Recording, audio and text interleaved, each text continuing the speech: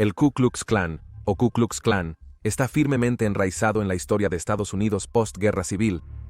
Son tres de las palabras y letras más familiares en casi cualquier idioma, sinónimas de odio, intimidación y asesinato. ¿Cuáles fueron los orígenes del Ku Klux Klan? ¿Por qué fue creado y por quién? ¿Qué han afirmado los historiadores prominentes sobre el auge y la caída del Ku Klux Klan? ¿Cómo evolucionó y en qué se convirtió ese cambio? ¿Qué tan profundamente estaba el Klan incrustado en los negocios, la sociedad e incluso la política nacional? Hola, soy Colin Heaton, exmilitar, explorador de Marines, francotirador, profesor e historiador, y autor de libros, y responderemos estas preguntas y otros temas en este segmento de Historia Olvidada.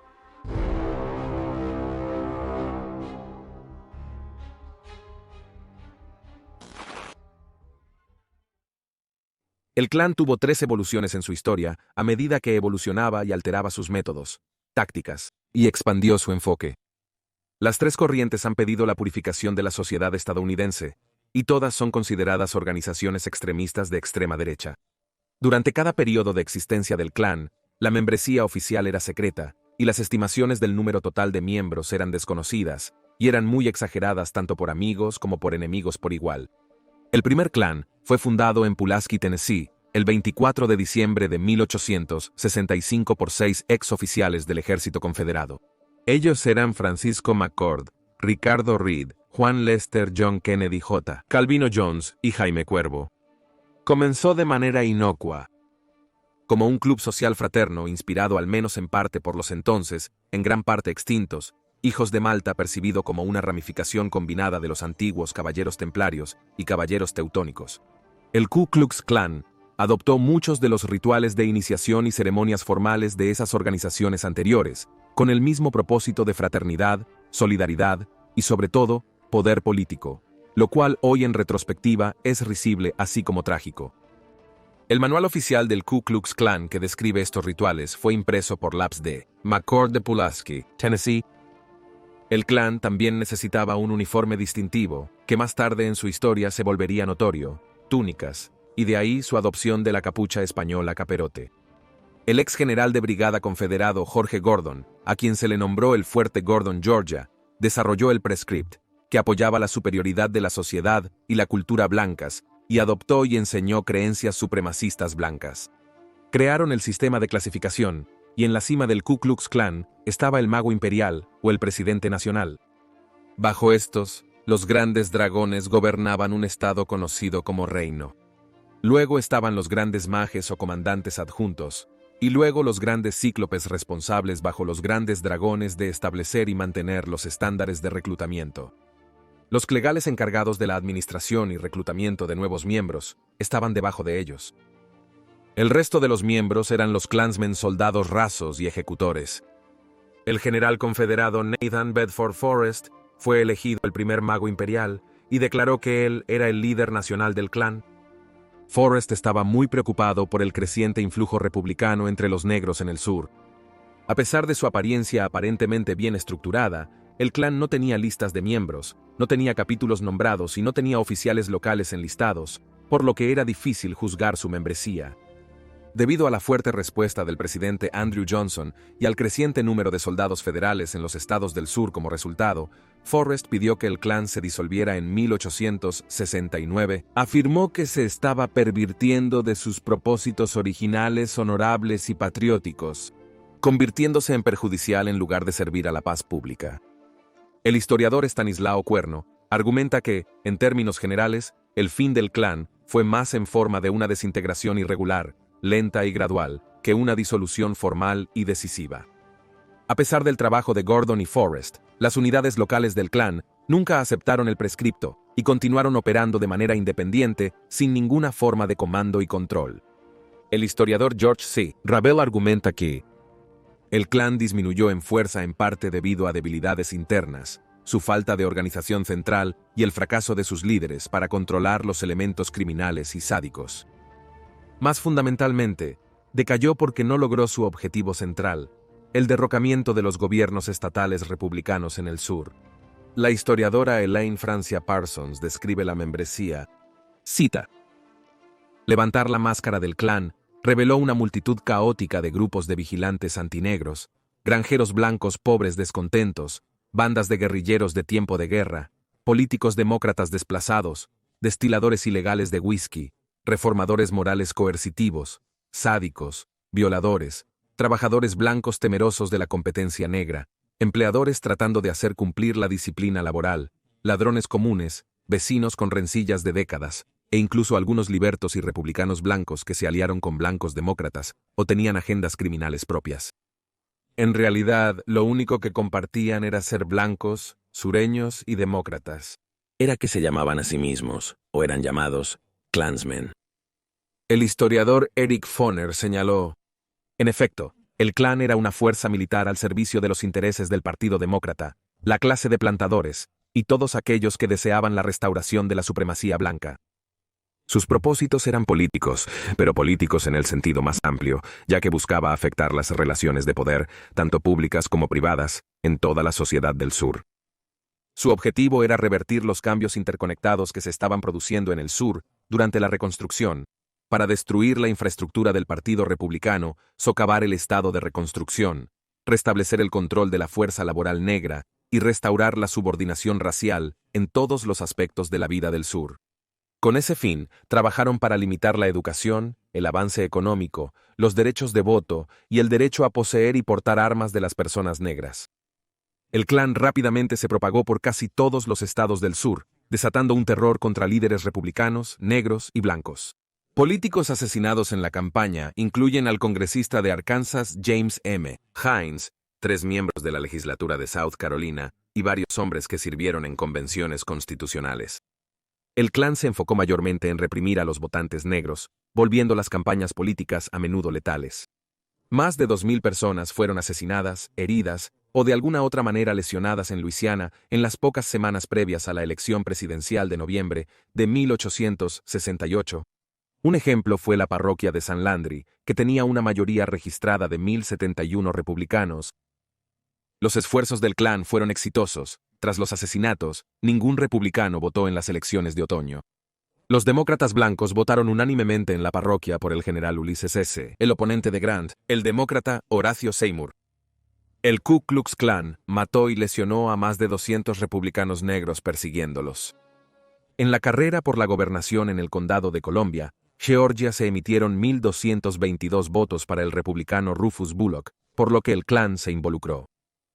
Para las elecciones presidenciales de noviembre, la intimidación del Klan suprimió el voto republicano, y solo una persona votó por Grant. Como resultado, la Ley de Derechos Civiles de 1871 permitió al presidente suspender el habeas corpus.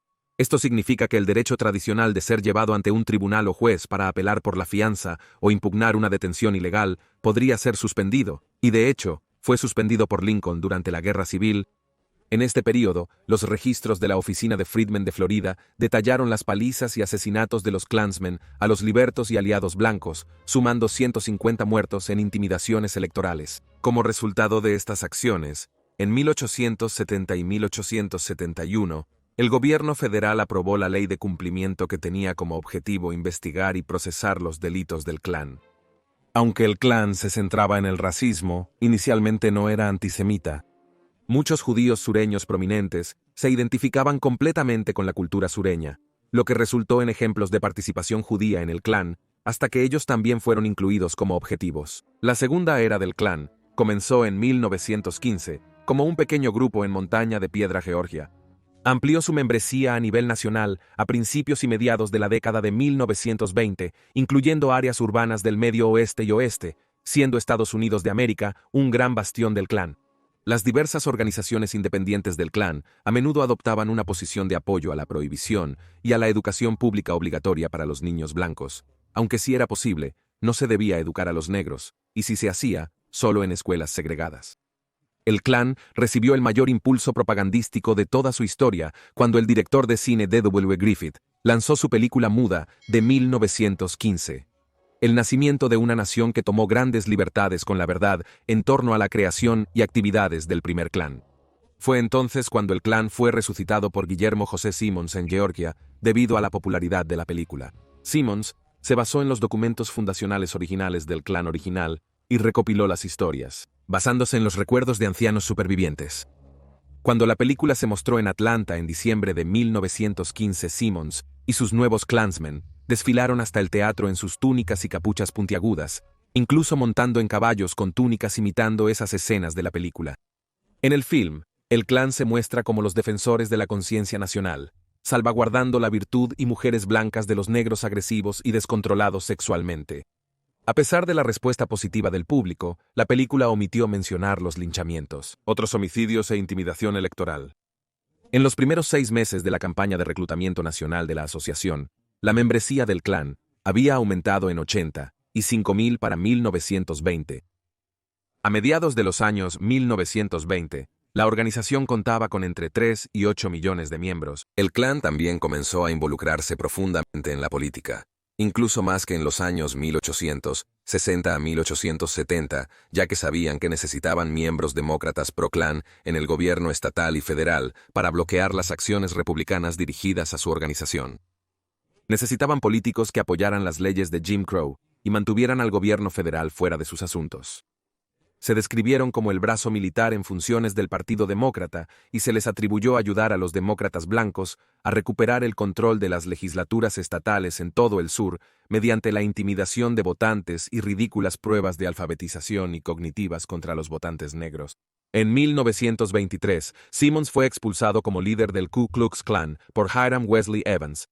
Desde septiembre de 1923, había 2 organizaciones del Klan, la fundada por Simmons y liderada por Evans en el sur de los Estados Unidos, y un grupo separado liderado por el Gran Dragón D.C. Stevenson, con sede en Indiana con su membresía principalmente en el medio oeste de los Estados Unidos. Aunque tuvo éxitos en política, la opinión pública se oponía al Klan, por lo que su membresía cayó rápidamente en la segunda mitad de los años 20. Las luchas internas del Klan y la oposición de las fuerzas federales causaron un declive en la membresía de los grupos. La membresía cayó a 30.000 para 1930 y se desvaneció en los años 40.